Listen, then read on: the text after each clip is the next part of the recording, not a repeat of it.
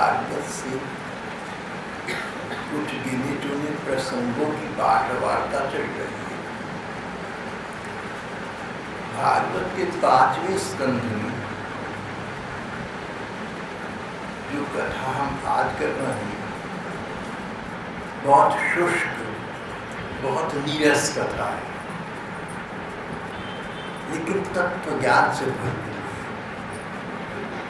मैंने कहा ये शुष्क है, नीरस है, इसमें दिल लगना कठिन है, इसलिए कि ये ऊंचे दर्जे की बातें हैं, बहुत ऊंचे दर्जे की बातें हैं। बातें तो बहुत ठीक कही गई हैं, लेकिन हम लोगों के आम लोगों के स्तर से इतनी ऊंची है कि समझ में आनी कठिन है, जीवन में लाना तो बहुत बड़ी बात है।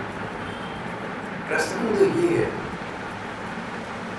कि रघुगण नाम के एक राजा थे। राजा रघुगण सिंध देश के राजा थे और इतने साहसी थे, परम वीर राजा। कहते थे मैं भगवान शंकर के त्रिशूल से नहीं डरता, मैं किसी से नहीं डरता, डर मुझसे डरता है, भय मुझसे भय खाता है। डरता हूं तो केवल एक बात से, और वो ये कि भगवान के किसी प्रेमी भक्त का मेरे द्वारा तिरस्कार न हो जाए, क्योंकि भगवान अपने अपराध क्षमा कर देते हैं, लेकिन उनके प्रेमी भक्त का अपराध करो तो उसको भगवान क्षमा नहीं करते।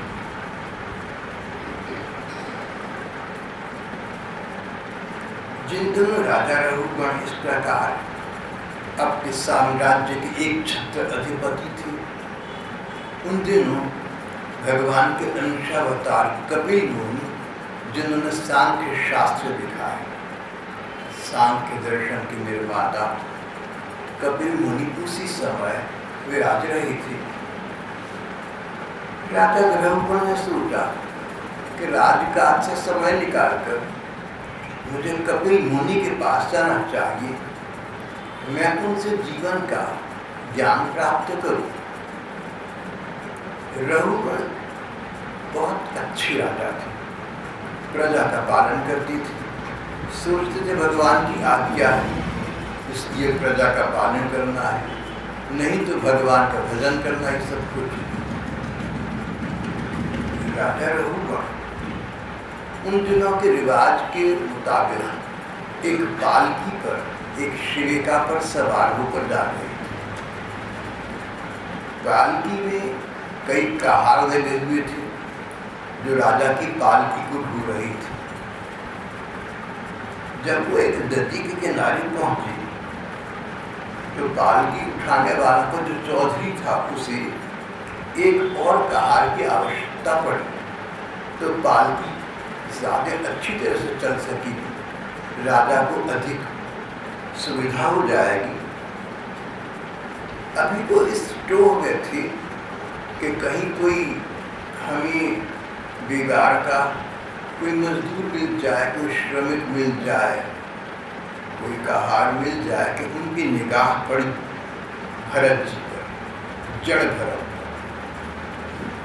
भरत पिछले जन्म में बहुत बड़े महाराजा थे, सब छोड़कर भगवान के भजन में लग गए थे और इस जन्म में जानबूझकर ऐसे रहते थे मानो पागल हूँ, मानो बुद्धू हूँ, मानो मूर्ख हूँ, जिससे कि संसार के लोग उन्हें नाकारा समझकर, बेकार का समझकर उनसे कोई संबंध न रखें। इस प्रकार भरत जी भगवान के चिंतन में रहते थे। उनको जड़ देखकर, जड़ और चेतन दो पदार्थ है। चेतन मनुष्य, पशु, पक्षी हम चेतन है, और जड़ जैसे पत्थर, पहाड़ इत्यादि। इनका नाम जड़ भरत पड़ गया क्योंकि जड़ की भांति रहते थे, पत्थर की तरह रहते थे, किसी से कोई लेना देना, किसी से कोई मतलब नहीं। राजा रघुगण की पालकी के जो प्रभारी थे, इंचार्ज थे, उस चौधरी ने जड़ भरत को वहाँ वन के उस प्रांत में यमुना जी के किनारे घूमते फिरते देखा ये जड़ पागल मूर्ख लग रहे थे और शरीर से बड़े हृष्ट पुष्ट थे। अब सरकारी अधिकारियों की जो तरीका होता है ये समझना कि हम जो चाहें करनी, जो चाहें कह दे, दूसरे को हमारी आज्ञा का पालन करना होगा।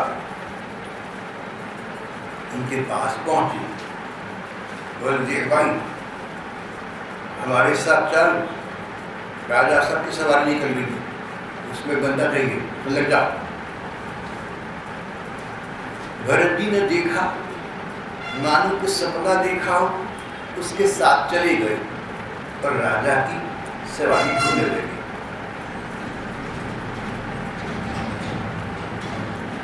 चौधरी ने सोचा कि ये तो बैल और गधे के समान अच्छी तरह बोझा ढो सकता है, इसलिए उसको पकड़ लाई थी। अब भरत जी तो इस काम के योग्य तो नहीं थे, लेकिन उन्होंने कोई आपत्ति नहीं। चल हमारे साथ राजा की सवारी में लग जाओ, राजा की सवारी में लग जाओ। अब बाकी का हार और जड़ भरत में एक अंतर था। कहारों के मन में ये था कि राजा की पालकी को हम ऐसे ढूंढें कि राजा जल्दी से जल्दी अपने स्थान पर पहुंच सके, हमसे प्रसन्न हो और हमें कोई पारितोषिक, कोई इनाम प्रदान करें। और अगर हम ऐसा न करें तो राजा हमसे क्रुद्ध हो जाए, नाराज हो जाए, तो हमारा कुछ भी ह्रास हानि कर सकता है। जड़ भरत का मन मस्तिष्क और प्रकार का था। इनके लिए क्या राजा और क्या प्रजा, क्या स्वामी, क्या सेवक, ये तो ब्रह्म तत्व में विलीन रहते थे। सर्वम खिलविदम ब्रह्म, जो कुछ है भगवान का रूप है, कोई छोटा बड़ा नहीं।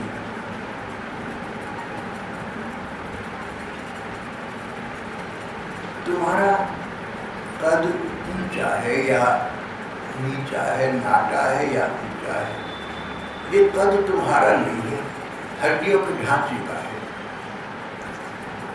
काला या गोरा रंग तुम्हारा नहीं है, तुम्हारी चमड़ी का है।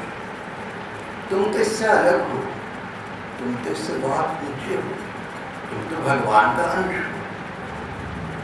तुम्हारे अंदर आत्मा है, आत्मा है तभी तक तुम चल फिर सक रहे हो।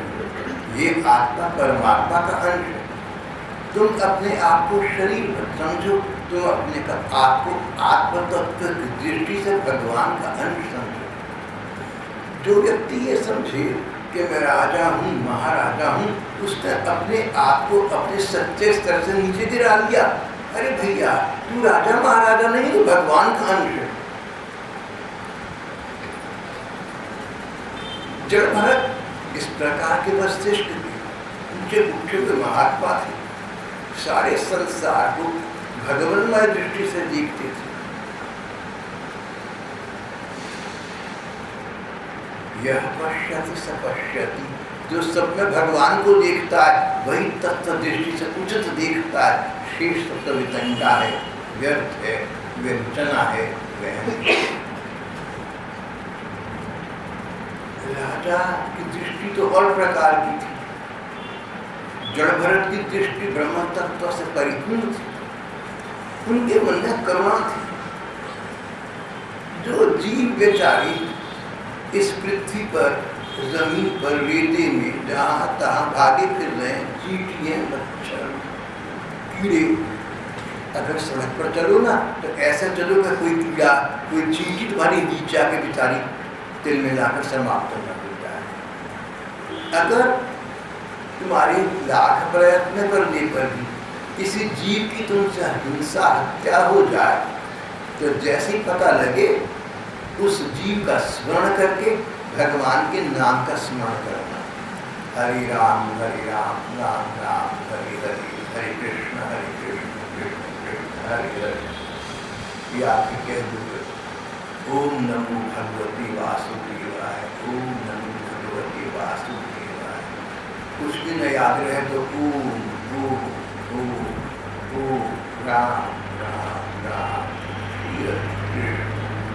भगवान भगवान का कोई नाम ही हो, कोई चींटी, कोई कीड़ा अनजानी में अनचाही में तुम्हारे पाँव के नीचे आ जाए तो उसके आत्म शांति के लिए तुरंत भगवान का स्मरण करो। तो तुम्हारे पाँव के नीचे आकर मारा गया, तुमने भगवान का स्मरण करा, उसको सद्गति मिलेगी, अगला जन्म अच्छे स्थान पर मिलेगा। तुमने उसको सद्गति प्रदान कर दी। सद्गति प्रदान करने में भगवान की इतनी शक्ति सामर्थ्य है, उनका नाम बहुत कुछ कर सकता है।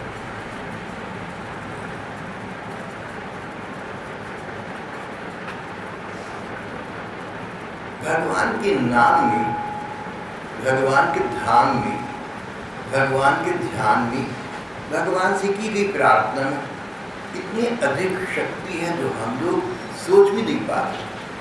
More things are wrought by prayer than this world dreams of. Elton John Tennyson ने कहा था। मॉर्टन आर्थर नाम की बहुत लंबी उनकी कविता है। More things are wrought by prayer than this world dreams of. भगवान से प्रार्थना करने पर इतने बड़े बड़े काम हो सकते हैं जितने बड़े की मानव कल्पना भी नहीं कर सकता। भगवान का नाम, भगवान की प्रार्थना, भगवान के ध्यान में इतनी शक्ति है, इतना कल्याण कर सकता है जो हम सोच भी नहीं पाते। पर नाम की वस्तु शक्ति तो है ही ना, हम सोच पाए या न सोच पाए, भगवान का नाम लेना चाहिए।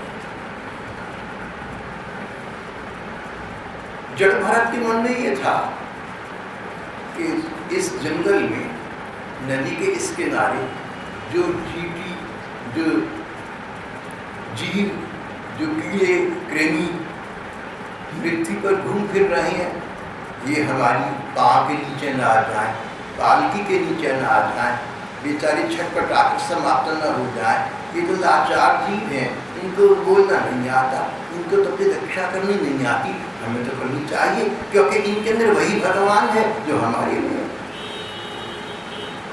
आत्म तत्व की दृष्टि से, आत्मा की दृष्टि से एक ही आत्मा चींटी मच्छर में है, वही आपका राजा महाराजा में, वही आपका राष्ट्रपति और प्रधानमंत्री में है, और वही आत्मा सभी में है। इसलिए आत्म तत्व की दृष्टि सब समान है।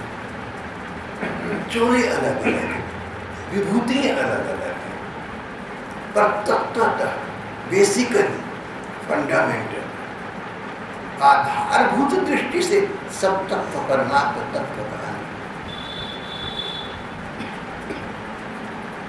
ईशावास्यमिदं सर्वं यत्किंच जगत्यां जगत्। इस विश्व ब्रह्मांड में जहाँ कुछ थोड़ा जैसा भी है, सबका सब उसमें एक ही प्रभु की सत्ता व्यापक है।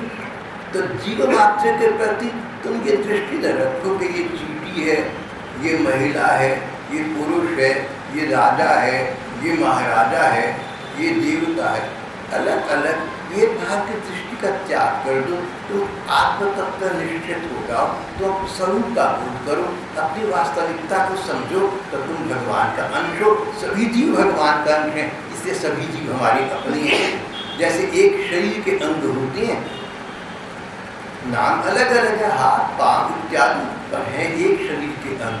एक स्थान पर एक शरीर के अंग को दुख हो तो सभी को बराबर हो जाता है। इस प्रकार से विश्व ब्रह्मांड में जितनी सृष्टि है, सभी जीवों को तो भगवान का अंश समझकर उनके प्रति हिंसा का भाव त्याग देना। जड़ भरत इस प्रकार उच्च स्तर की महात्मा थी। जब वो राधा की सवारी ढो रही थी तो धीरे धीरे चल रही थी, देख रहे थे नीचे चींटियाँ हैं, कीड़े हैं, उनको बचा बचा कर भाव रख रही थी। उनकी भावना तो ये थी, शेष कहारों की भावना ये थी कि जल्दी जल्दी लेकर चले, राजा साहब प्रसन्न होंगे, इनाम देंगे। नीचे भाग के कौन आ रहा है, किसको चिंता है, ये संसार है ना, इसको किसी को आपकी चिंता नहीं है, आपकी किसको किसकी चिंता है।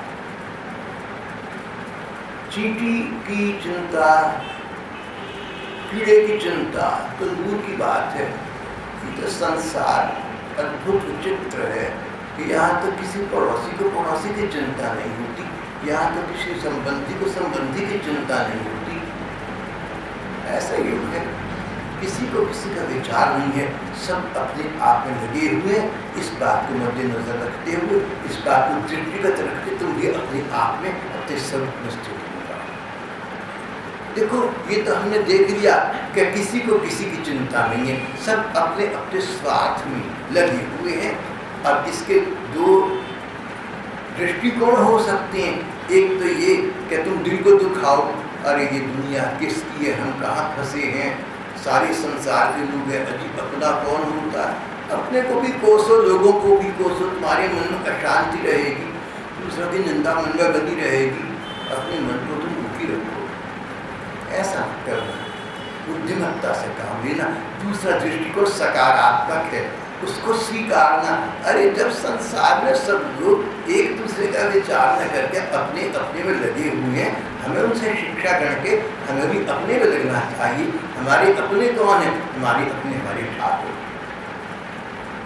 स्वस्थ व्यक्ति वही है जिसके स्व अपनी, जिसके अपने ठाकुर है, जो उनमें स्थित है, जिसकी बुद्धि ठाकुर में स्थिर है, वही स्वस्थ है।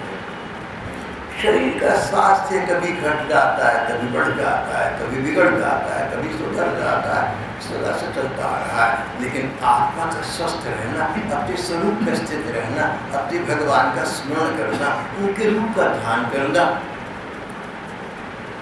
इतना कर दो ना तो तुमने अपनी चिंता स्वयं कर। लोग क्या कर रहे हैं? People do what they do, let them do. People say what they say, let them say. जो कर रहा है, जो कह रहा है, करने दो, कहने दो, तुम सुनो मत, तुम चिंता मत करो। अपनी चिंता तो करो भैया, पहले आत्म कल्याण करो, पहले अपनी चिंता करो। अपने आप को तुम ऊंचे स्तर पर ले आओगे, तब तुम लोक मंगल भी कर सकोगे, तब तुम दूसरों का भला कर सकोगे। अगर तुम MA पास कर दो, तब तुम 10वीं का लड़का पढ़ा सकोगे, और खुद भी MA ना किया, 10वीं भी ना करी तो लड़का कैसे पढ़ाओगे? अपने आप को ऊंचे स्तर पर ले जाना, अपने आप को धीरे धीरे प्रयत्नपूर्वक भगवान का भजन स्मरण करते हुए भगवान के समीप ले जाना, भगवान के चरणों में ले जाना। वो तुम्हारा सहज रूप है, वो तुम्हारा स्वाभाविक रूप है, वो तुम्हारा स्वरूप है। स्वरूप में स्थित होना ही जीव की परम गति है। लोग अपने अपने लगे हुए, ये दुख मत मनाओ, सोचो अरे सब अपने अपने में लगे हुए, तो जो मेरे अपने हैं मैं उनमें लग जाऊं। मेरे अपने कौन? गोरखपुर में अभी कुछ बरस पहले राधा बाबा नाम के एक अच्छे संत थे, तो उनसे कहते कि बाबा आप स्वस्थ हैं। लोग तो अपनी आदतन प्रश्न करते आप स्वस्थ हैं? बाबा कहते हैं मैं अपने मन में विचार करता स्वस्थ का क्या मतलब, क्या मैं स्वस्थ हूँ? स्व अपना है, स्वदेश अपना देश, स्वार्थ अपनी गरज। बाबा आप स्वस्थ हैं? बाबा कहती मैं सोचता कि क्या मैं स्वस्थ हूँ, स्व अपने में स्थित हूँ? क्या मैं आत्मतुष्ट हूँ? क्या मैं अपने आप से संतुष्ट हूँ? मैं स्वयं में प्रसन्न हूँ? फिर कहती हैं मन कहता अरे पगले, ये तो सोच के स्व कौन होता है, अपना कौन होता है? अच्छा अपना कौन है इस जगती तल में? अपने एक तो श्री कृष्ण है, भगवान अपने हैं, और कौन अपना? भगवान की लाल, भगवान की प्रेमी भक्त अपनी है, और कौन अपना है? भगवान का नाम होता है जहाँ चाहूँ, और कौन अपना है? भगवान का धाम, भगवान के चरण हमारा घर है, हमने वहीं वापस चलना। बाबा कहते हैं, लोग कहते हैं बाबा आप स्वस्थ हैं, तो मैं सोचता हूँ क्या मैं स्व में स्थित हूँ, भगवान में, और भक्तों के मैं भगवान और भक्तों तक सीमित हूँ। अब इस संसार में रहते हो ना, तो ऐसा तो नहीं हो सकता कि भक्त भगवान को छोड़कर कुछ करो ही नहीं। संसार है, 10 काम करो, बड़े झंझट है, झमेली। मैं तो देखो मेरी बात कहानियाँ थमा लेना, आप लोगों को देखता हूँ घर गृहस्थी में मैं घबरा जाता हूँ, क्या क्या तुम काम करते हो, कहाँ कहाँ फंसे पड़े, मैं तो सोच भी नहीं सकता।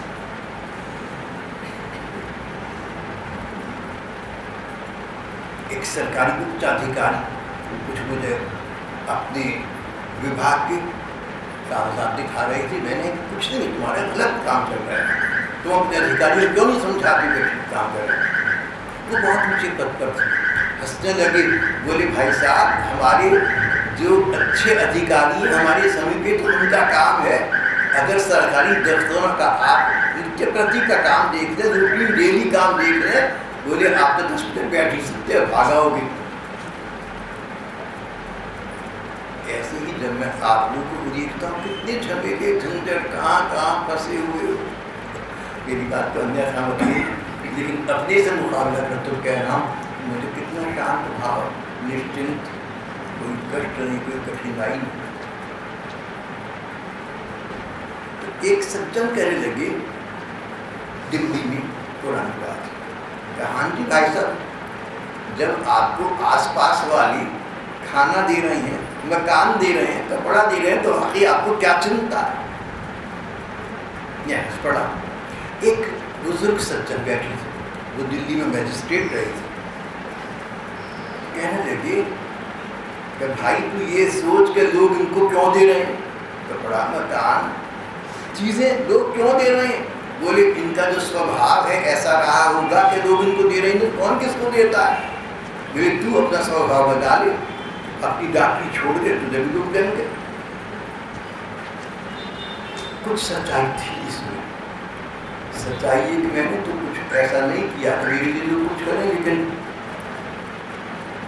भगवान का कृपा पात्र हूँ, जा पर कृपा राम की हुई, ता पर कृपा करे सब कोई, ये सिद्धांत मुझ पर लागू।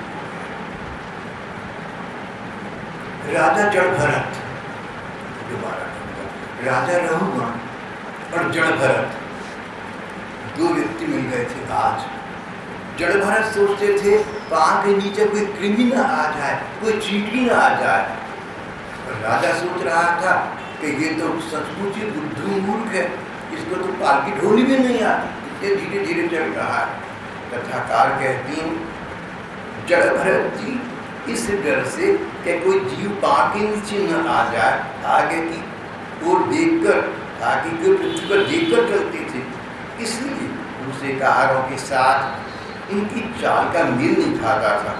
जब पालकी टेढ़ी मेढ़ी होने लगी तो राजा रघुगण ने पालकी उठाने वाले को डांटा, अरे कहारों अच्छी तरह चलो, पालकी इस तरह ऊंची नीचे करके क्यों चलते। कहार को डर लगा कि राजा हमें दंड न दे। उन्होंने राजा से कहा महाराज ये प्रमाद, ये लापरवाही हमारी नहीं, हम तो आपकी आज्ञा के अनुसार ठीक ठीक की पालकी ले चल रहे हैं। ये जो नया कहार अभी अभी लगा है ये जल्दी जल्दी नहीं चलता, हम लोग इसके साथ पालकी कैसे ले जाए, हम तेज चलते हैं, ये धीरे धीरे चल रहा, बहुत आलसी लगता है। जड़ भरत पालकी धीरे धीरे इसलिए हो रहे थे कि नीचे कोई जीव न आ जाए, पाँव के नीचे हत्या न हो जाए। जीव को कष्ट उतना ही होगा जितना मुझे और आपको होगा। पाँव के नीचे रौंदे जाने पर किसी व्यक्ति को जो कष्ट होगा सबको बराबर है।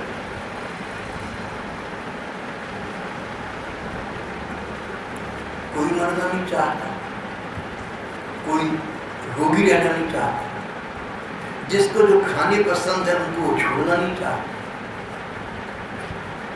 किसी को मांसाहार में इतनी बदबू आती है कि कहीं पास हो तो खा नहीं सकते, और कई लोग मांसाहार के बिना खाना नहीं खा सकते, जिसका जैसा स्वाद है। जहाँ पर जिह्वा लोलुपता है कहीं भी वो लोलुपता एक जैसी है। एक व्यक्ति को एक पेय, एक ड्रिंक लेकर मजा आता है, दूसरे को दूसरा, तीसरे को तीसरा, मजा एक ही है, ड्रिंक अलग अलग है। ये संसार के जितने विषय सुख हैं, शरीर की इंद्रियों से प्राप्त होने वाले जितने सुख हैं, अलग अलग लोगों के अलग अलग हैं, लेकिन सबके अंदर जो सुख बुद्धि है एक ही है। अगर कोई जीव हमारे पाप के तले रौंदा गया तो उसको वही कष्ट होगा जो हमें होगा अगर हम किसी बड़े जीव के नीचे आ जाए। ये तो नित्य प्रति का हमारा अनुभव है। इसलिए जड़ भरत जी आत्म तत्व की दृष्टि से सब जीवों को अपने सामान समझते हुए, सबको भगवान का अंश समझते हुए धीरे धीरे चल रहे थे। अब बोला राजा या उनके अन्य कहा इस तत्व को, इस ऊंचाई को कैसे समझें? कहारों ने कहा महाराज ये प्रमादी है, आलसी है, जल्दी जल्दी चल नहीं पा रहा है। राजा ने उस नए कहार की ओर देखा जो हृष्ट पुष्ट थे और न के बराबर कपड़े शरीर पर डाल लिए थे समाज की मर्यादा के लिए। राजा ने सोचा, राजा ने राजा की भांति सोचा, अगर एक व्यक्ति गलत काम करता है और उसको अभी दंडित न किया गया तो उसको देखकर अन्य लोग भी बिगड़ जाएंगे और व्यवस्था बिगड़ेगी। इसलिए let the evil in the bud. राजा ने पालकी से बाहर मुंह निकालकर देखा और कहा, व्यंग वाक्य बोली, ताना मारा। तानेबाजी के स्वर में राजा ने कहा, भैया लगता है तुम बहुत थक गए हो, लगता है तुम्हारे इन साथियों ने तुम्हें तंत्र की सहारा नहीं दिया, इतनी दूर से तुम अकेली पालकी ढोते चले आ रहे हो और तुम्हारा शरीर भी तो विशेष मोटा ताजा हट्टा कट्टा नहीं मित्र, बुढ़ापे ने तुम्हें अलग मार रखा है, उल्टा बोल रहे हैं। इस प्रकार बहुत ताना मारने पर भी वे अनसुने की भांति, पागल की भांति कुछ भी बुरा न मानकर बिना विचार के पहले की भांति चलती रही। तब तो राजा को क्रोध आ गया, बोले, अरे तू जीता ही मर गया है, चरते करो में चिकित्सा में इलाज की देता है, तब तेरे होश ठिकाने आ जाएंगे। रघुगण को राजा होने का अभिमान था, इसलिए वह इनके साथ, उनके पास बहुत सी अनाप शनाप बातें भूल गया। राजा अपने को पंडित समझता था, पर इस समय राजा के अभिमान से ग्रस्त था। उसने अपनी अनजानी में भगवान के परम भक्त जड़ भरत जी का अपमान किया। जड़ भरत जी ने राजा की जब दोबारा बात सुना तो तानीबाजी सुनी तो सोचा कि अगर आज भी मैं कुछ न बोलूँगा तो राजा अपना अपमान समझकर दुखी न हो, जैसे नहीं चाहते थे कि कोई चींटी या कोई कीड़ा दुखी हो, इसी प्रकार नहीं चाहते थे कि राजा दुखी हो। बोल पड़ी, बोले, राजा आपने जो कहा है बिल्कुल ठीक कहा है, पर आपने ज्ञान की बात नहीं कही, आपकी दृष्टि अज्ञान की है। ये बात है कि कौन आलसी है, कौन नहीं है, कौन मोटा है, कौन हट्टा कट्टा है, कौन दुबला पतला है, आपकी दृष्टि स्थूल जगत रखते रह गई। कोई हट्टा कट्टा हो या पतला दुबला हो, कोई गाना करूँगा हो या बुरा चिट्टा सुंदर हो, इन बातों में क्या रखा है? आप तो ये देखिए कि इसका मन कैसा है, इसकी आत्मा कैसी है, आप ये देखिए कि इसके अंतर्निहित भावना कैसी है, जो कुछ कर रहा है उसमें इसकी कुछ प्रेरक शक्ति, इसकी मोटिवेशन फोर्स क्या है। राजन आपकी स्थूल दृष्टि है, आप बाहर की सतह पर रहकर आप अंतर ज्ञान में प्रवेश न कर सके। महाराज आप स्वार्थ की दृष्टि से न देखें, आप परमार्थ की दृष्टि से, स्वार्थ अपनी गरज, परमार्थ सब भगवान के हैं, इस दृष्टि से, आत्म तत्व की दृष्टि से महाराज आज स्वार्थ की बात न करें, आप परमार्थ की बात करें। आप जो शरीर दिख रहे हैं, मोटे लंबे कतरे काले, इनकी बात न करें। हर शरीर के अंतर्गत जो आत्म तत्व निहित है, आप उस आत्मा का विचार करें। आपकी दृष्टि बड़ी संकीर्ण रह गई, आपकी दृष्टि बड़ी, आप तो तंगदीदी की बात कर रहे हैं कि जो बस आपको आंखों से दिखता है वही सच है। राजन आंखों से जो आपको दिखता है सत्य तो उससे बहुत दूर हो सकता है। आप अंदरूनी आंखें खोलिए, आप अंतर चक्षु जगाइए, अंतर्दृष्टि से देखिए, तो जिस संसार को आप अपना प्रजा मान रहे हैं, इस संसार से परे एक और संसार जो वास्तविक है, ये संसार एक दिन आपका साथ छोड़ देगा, लेकिन वो संसार आपका साथ नहीं छोड़ेगा। मुझे आपकी संकीर्ण दृष्टि पर आपकी दूरदर्शिता के अभाव बड़ी हंसी आ गई। आपने कहा मैं इलाज करके अभी तुझे ठीक कर देता हूँ। मेरा इलाज करके आपको क्या हाथ लगेगा? अगर मैं दुष्ट, प्रमादी, जड़ और आलसी हूँ तो मुझे शिक्षा देना, मुझे दंड देना, पिसे हुए को पिसने के समान। और अगर मैं ज्ञानी हूँ, अगर मैं कर्तव्यशील हूँ तो मैं स्वयं ठीक काम करूँगा। आप अपने को नाहक मस्तिष्क को क्यों चिंता में डालते हैं? जब भारत से राजा रघुवर ने इतनी वार्ता सुनी तो सोचा ये तो कोई उच्च कोटि के महात्मा है, इतनी गहरी बात कर रहे हैं। देखो चाहे हमें पता ना हो कि कौन कैसा है, लेकिन जब पता चल जाए तब तो लाभ उठाना चाहिए। राजा रघुवर ने कहा कहार से सवारी हो गई। पालकी ठहरू बाहर निकल कर आई। राजा रघुवर ने जड़ भरत जी के चरणों में प्रणाम किया। अपने अधीनस्थ लोगों के सामने, अपने सबॉर्डिनेट के सामने किसी की सत्ता को स्वीकार करना किसी महापुरुष का काम।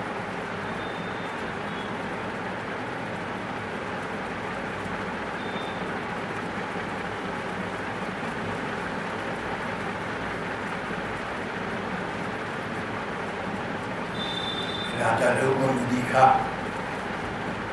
राजा रघुवर ने जड़ भरत जी की बात सुनी।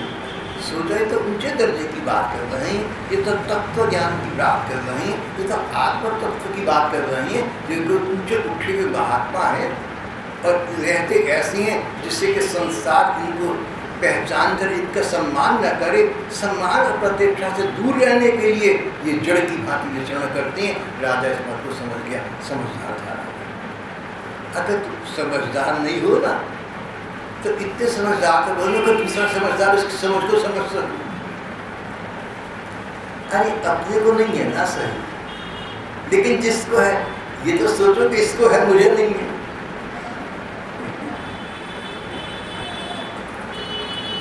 राजा पालकी से नीचे उतरे। राजा ने जड़ भरत जी के चरणों में माथा टिकाकर प्रणाम किया और कहा ब्राह्मण, मेरा तो आपके चरणों में बड़ा अक्षम्य अपराध बन गया। मैं तो आपको साधारण समझा था, आप असाधारण निकले। आप मेरे अपराध को क्षमा करें। मुझे तो लगता आप इस पागल जैसा वेश धारण करके लोगों को अपनी प्रतिष्ठा से दूर रखने के लिए इस प्रकार विचरण कर रहे हैं। नहीं तो आप उच्च कोटि के कोई महात्मा हैं। क्या स्वयं आप दत्तात्रेय जी हैं? क्या आप कपिल मुनि हैं जिनके आश्रम की ओर में जा रहा था? मुझे लगता है आप ऊंचे उठे सत्य में स्थित कोई निष्ठावान महात्मा है। मैं आपके चरण प्रणाम करता हूँ और आपके चरण पर कर अब जो मैंने टूटपटांग आपके सामने बोला मैं उसकी क्षमा मांगता हूँ।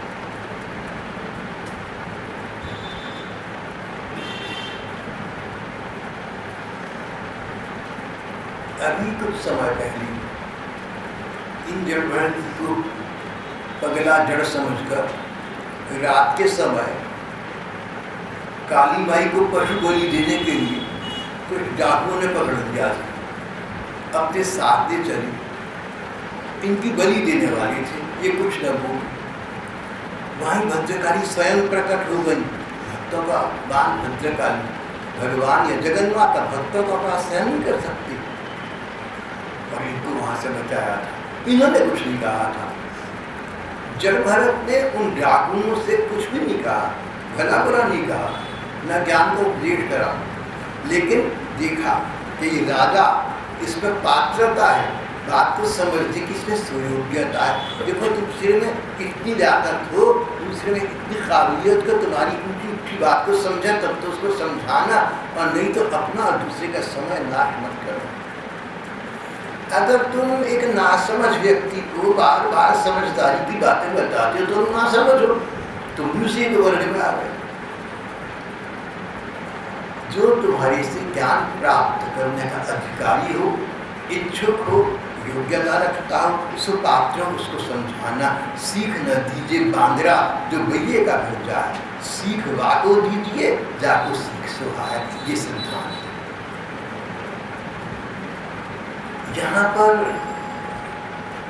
जड़ भरत जी ने इस राजा को देखा जो तत्व ज्ञान का जिज्ञासु था, इसीलिए कपिल मुनि के आश्रम में ज्ञान प्राप्त करने जा रहा था।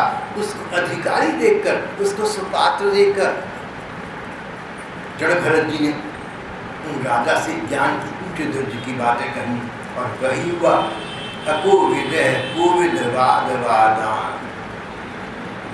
जड़ भरत जी ने राजा के विनय वाक्य सुने, लेकिन बोले कि राजन तुम अज्ञानी होने को भी ज्ञानी जैसी बात कर रहे हो।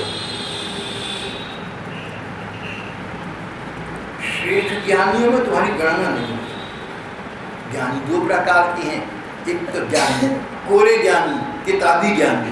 देखो गीता भागवत पढ़कर तुम अगर बोलना आता हो या सीख लो तो भाषण जितने चाहो दे दो, तुम भी गुरु जी बन जाओ। आजकल मैंने सुना है कि ये बहुत व्यवसाय पनप रहा है, गीता भागवत की व्याख्याएं पढ़कर व्याख्यान देना, उसमें बड़ी पैसे बड़ी प्रतिष्ठा है। ये कोरा ज्ञान है, ये पुस्तकीय ज्ञान है, ये शब्द ज्ञान है, ये बुकिश नॉलेज है, इसका कोई लाभ नहीं है, प्रस्तुत इसकी हानि है। अपना तो कल्याण किया नहीं और दूसरों को जीत रहे। दूसरा तत्व ज्ञान, तत्व ज्ञान ये श्रेष्ठ ज्ञान वो कि जो थोड़ा बहुत ज्ञान तुम्हें है, तुमने उसको जीवन में उतारा, तुमने उसको जीवन में अनुभव किया, अब तक तुमने वैसा करके दिखाया, ये सच्चा ज्ञान। जब तुम ज्ञान को अपने जीवन में लाते हो और कोई संसार में विषम स्थिति आने पर उसके ज्ञान के अनुकूल व्यवहार करते हो तो तुम श्रेष्ठ ज्ञानी। और अगर तुम दूसरों को उपदेश देते हो लेकिन स्थितियां पर स्वयं डोल जाते हो तो भैया तुम किताबी ज्ञानी, कोरे ज्ञानी हो, तो ज्ञानी। एक शिष्य था, बेचारा उदास बैठा रो रहा था, तो उसके गुरुजी बोले कि बेटा क्यों रोते हो, क्या बात हो? कहता गुरुजी पता लगा कि गांव में भैंस मर गई हमारी। बोले बेवकूफ, ये रोने की क्या बात है, भैंस मर गई, सारी बड़ी बड़ी मरती जीती रहते हैं, इस बात को छोड़ दे। लड़की ने सोचा भाई गुरुजी कहते। एक दिन देखा गुरुजी उदास बैठी हैं, पूछा गुरुजी आपके उदास? बोले उदास तो नहीं है, लेकिन हाँ हमारी भी एक भैंस मर गई।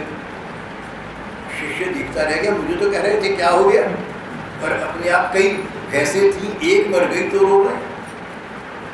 बात नहीं,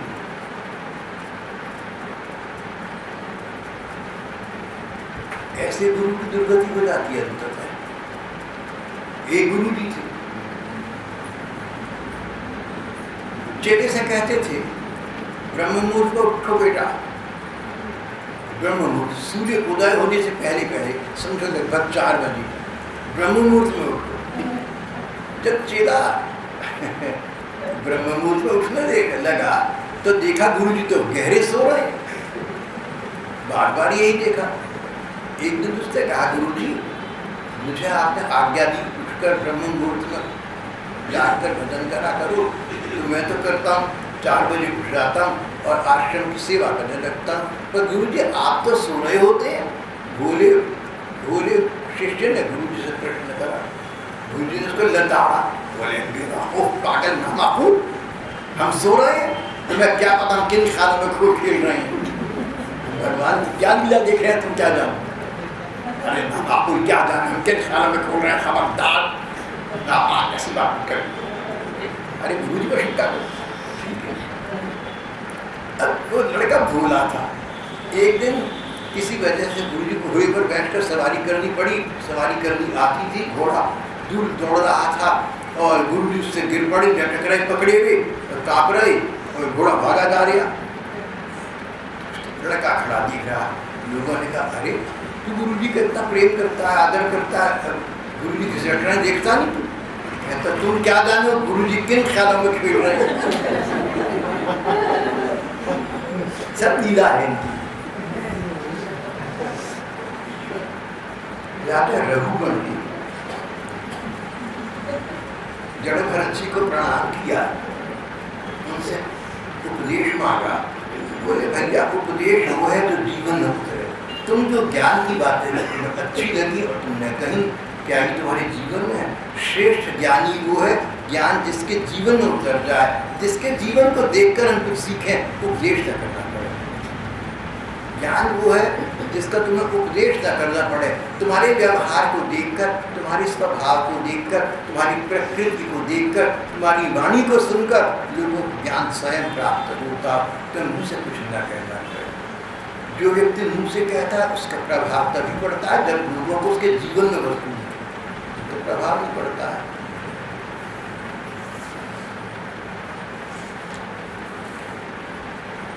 रघुगण बुद्धिमान राजा थे, उन्होंने फिर उनके चरण में प्रणाम किया। बोले महाराज ये भी आप ठीक कह रहे हैं, अब बताइए कि मेरे सुधरने का, मेरे उद्धार का, मेरी निष्कृति का क्या उपाय है। बोले देखो सबसे बड़ा शत्रु मित्र अपना मन है। तुम्हारे मन ने तुमको ये समझाया तुम राजा हो, प्रजा को दंड देना, कर्तव्य पालन करना तुम्हारा दायित्व है, ऐसा कुछ नहीं है। अभी अगर तुम्हारा शरीर शांत हो जाए बात समाप्त हो जाए। राजन आप इस बात के लिए तैयार रहें कि मृत्यु कभी भी सिर पर मंडरा रहेगी, आ सकती है। अगर पता लग जाए एक व्यक्ति को कल सुबह 4 बजे उसका प्राणांत हो जाए कि आज उससे पूछो क्या अब क्या तेरे लिए खाने का सामान लाऊं, क्या कपड़े लाऊं, उसकी कोई रुचि नहीं है। अब तो घर वालों में रुचि नहीं रही, बस उसको ये दिख रहा है कि 4 बजे मुझे खत्म हो जाए। जड़ भरत जी ने कहा राजन तुम ये समझो कि तुम्हारे सिर पर मृत्यु सवार है। ऐसे व्यक्ति को भगवत चिंतन करना चाहिए और संसार में जो कुछ है भगवान की आज्ञा समझ कर करना चाहिए। अपने को राजा मत समझो। तुम राजा नहीं हो, तुम अभिनेता हो, तुम चरित्र नहीं हो, तुम पात्र हो, तुम कैरेक्टर नहीं हो, तुम एक्टर हो। भगवान ने तुम्हें राजा का एक्टिंग दिया हुआ है, ये समझ कर करो। मगर जब तुम राजा हो और तुम्हें सचमुच क्रोध आया, सचमुच तुमने कटाक्षपात किया, तो तुम ये नहीं कह सकते कि तुम कर्तव्य पालन भगवत आज्ञा समझकर कर रहे हो। जो व्यक्ति भगवत आज्ञा समझकर संसार में कर्तव्य पालन करता है उसको क्रोध आ सकता है दिखावे के लिए। जैसे माता पिता को बच्चों पर आ जाता है, जैसे अच्छे अध्यापकों को अच्छे विद्यार्थियों पर आ जाता है। मन में क्रोध नहीं होता, क्रोध का प्रदर्शन करते हैं। क्रोध में अंतर्निहित भावना दूसरे के कल्याण की होती है। राजन आप अपने को राजा न समझें, आप अपने को अभिनेता समझें, संसार को मंच समझें, पृथ्वी को नाटक समझें। तो आप अपने जीवन में इस ज्ञान को प्राप्त करके अपने मन को सावधान करके गुरु और भगवान के चरणों की उपासना से इस मन को जीत कर तुम भगवान की प्राप्ति करो। जो व्यक्ति तुम्हें भगवान का माल दिखाए, तुम्हारा दिशादर्शक उसकी बात को मानो और भगवान के चरणों में प्रणाम करो, चिंतन भगवान का करो, तो अंततः तुम भगवान को प्राप्त कर लोगे। इस प्रकार राजा रघुवर को जब जड़ भरत जी ने बहुत बातें समझाई, उनके चरणों में नतमस्तक हो गए। बोले आज मेरे चक्षु खुल गए, अब मुझे आगे जाने की आवश्यकता नहीं है। जो ज्ञान चाहता था यही प्राप्त हो गया। अपनी राजधानी के साथ